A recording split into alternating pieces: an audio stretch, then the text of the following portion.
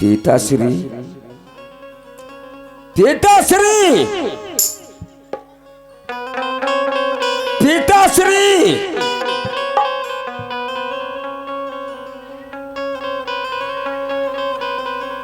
सो गया दुश्मन,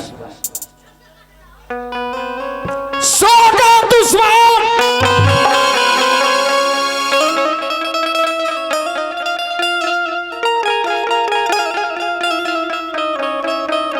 मैंने वादा किया था कि हे मां काली, जासर सिंह को बलिदान दूंगा आपके चरणों में। वादा किया था मैं, लेकिन आज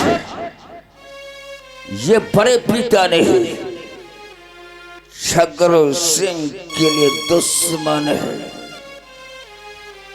झगड़ो सिंह का कोई दोस्ती देखा होगा, या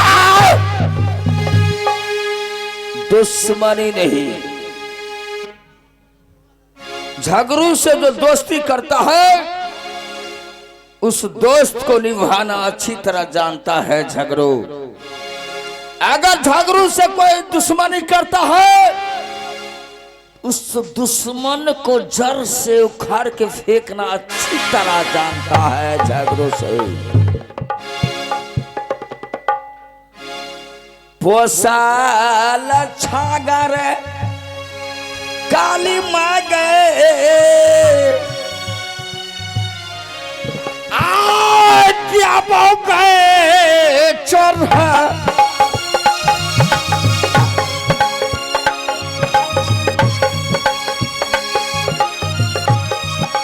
चंदन जी, चंदन जी,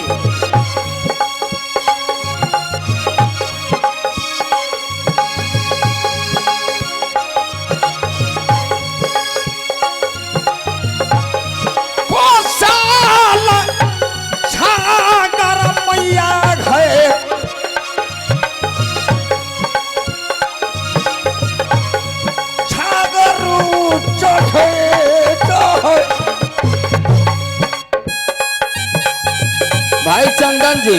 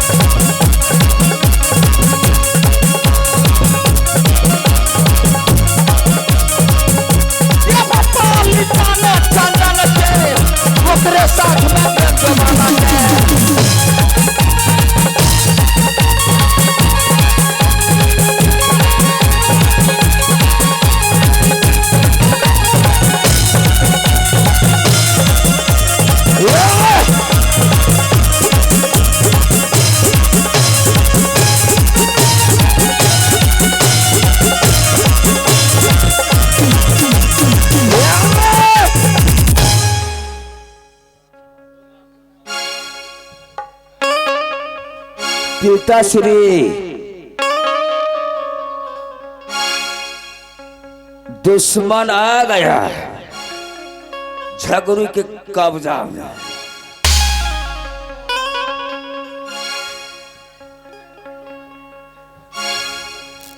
राज बंटवारा नहीं करेगा, नहीं करेगा।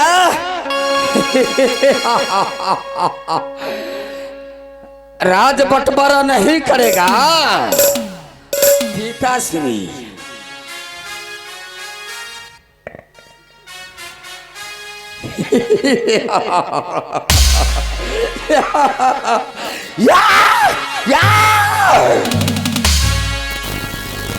झगड़ू चंडाल बन गया। खतरनाक बदमाश बन गया है, बदमाश बन गया है। राज बंटवारा करने के लिए चाहते थे, लेकिन ये झगड़ू के तुमने कच्चा खिलाड़ी समझता था, कच्चा नहीं पक्का पक्का। चलो माँ दुर्गा, माँ काली, बलिदान दे रहा हूं। जो मैंने वादा किया था, आज वह अपने वादा को मैं पूरा कर रहा हूं। रही है सहायता मैया,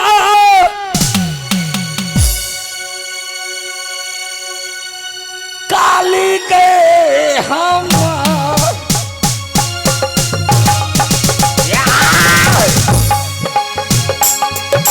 जंजाल के रूप में बन गया है झगड़ों से।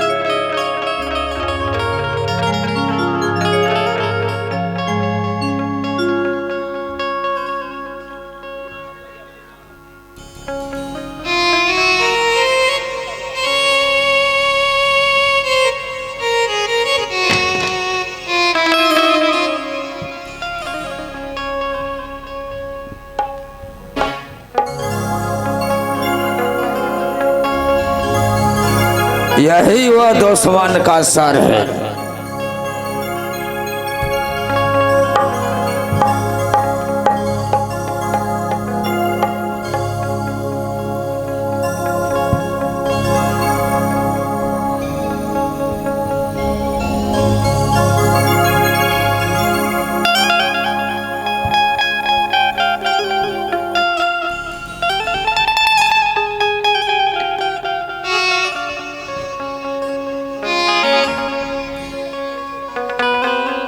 सेनापति मेरा सर,